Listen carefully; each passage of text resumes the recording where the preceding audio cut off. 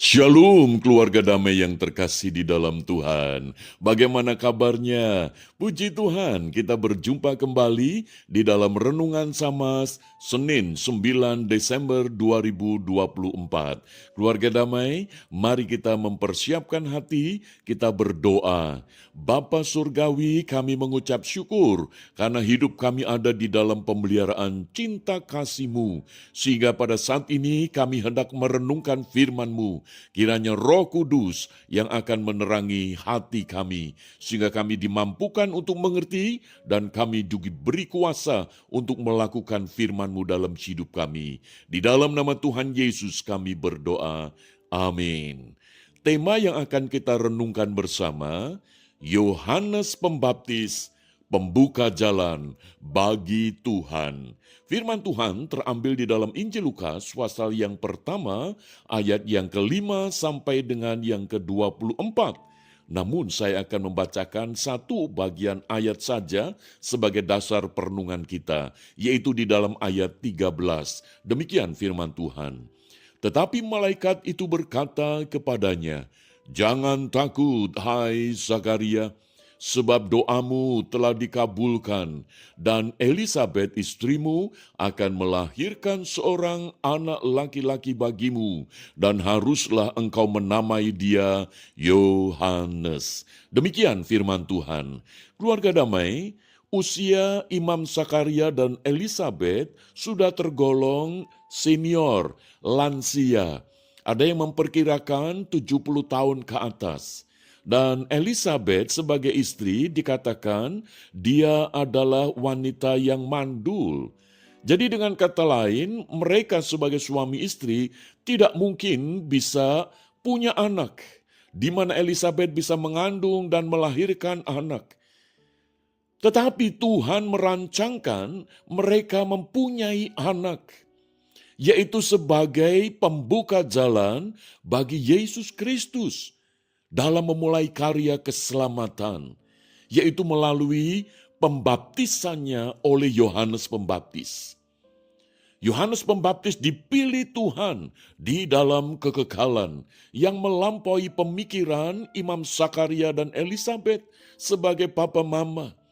Mungkin mereka pernah merancangkan, pernah menyiapkan segala sesuatu untuk supaya dapat memiliki anak. Tetapi di masa tuanya tidak akan bisa memiliki anak. Namun rancangan Tuhan di dalam kekekalan itu digenapkan tiba waktunya, di mana Tuhan menetapkan Yohanes Pembaptis melalui nubuat Nabi Yesaya ratusan tahun sebelum kelahiran Yohanes Pembaptis. Dan tiba waktunya, Yohanes Pembaptis lahir dengan cara yang ajaib, di mana malaikat secara langsung memberitahu kepada Imam Zakaria, sehingga kehidupan Yohanes Pembaptis adalah untuk menggenapkan kehendak Allah, yaitu sebagai pembuka jalan bagi Tuhan, yaitu pelayanan, karya layanan keselamatan Yesus Kristus. Meskipun kita tahu hidupnya Yohanes Pembaptis itu sangat sederhana. Dikatakan Yohanes Pembaptis hari-hari memakai jubah bulu onta dan ikat pinggang kulit. Satu pola hidup yang sederhana, juga ditandai dengan makanannya belalang dan madu hutan. Padahal Yohanes Pembaptis ini adalah anak seorang imam yang pada saat itu memiliki fasilitas hidup yang sangat layak, yang memadai. Tetapi Yohanes Pembaptis memilih hidup sederhana. Tetapi Yohanes Pembaptis adalah seorang yang membaptiskan Yesus, yang adalah Mesias itu.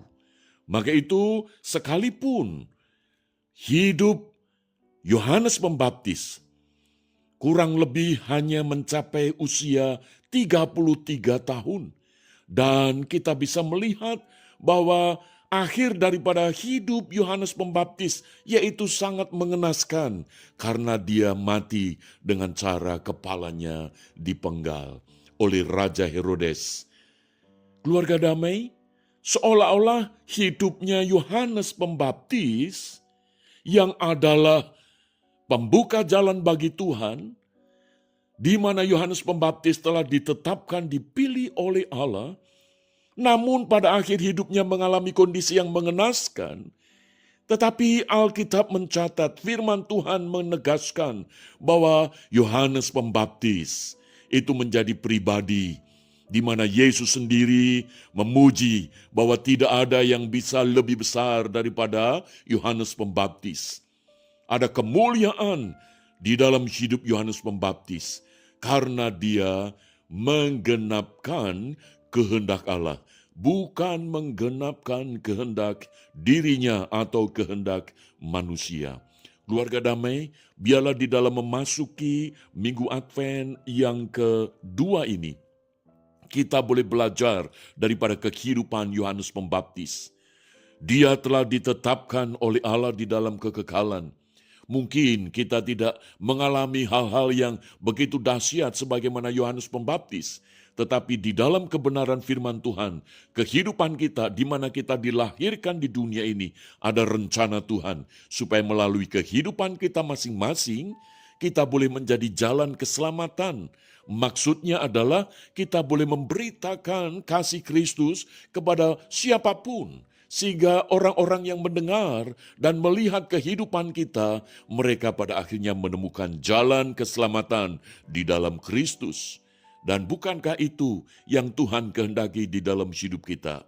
Maka itu mari kita jadikan hidup kita sebagai pembuka jalan untuk orang-orang lain boleh merasakan kasih anugerah keselamatan di dalam Tuhan Yesus Kristus.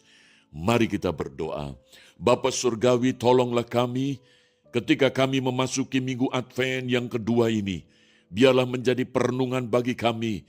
Ketika kami merenungkan tentang Yohanes Pembaptis, pakailah kami ya Bapa, untuk kami boleh menjadi pribadi-pribadi untuk membuka jalan anugerah keselamatan bagi banyak orang melalui kehidupan kami, melalui kesaksian kami.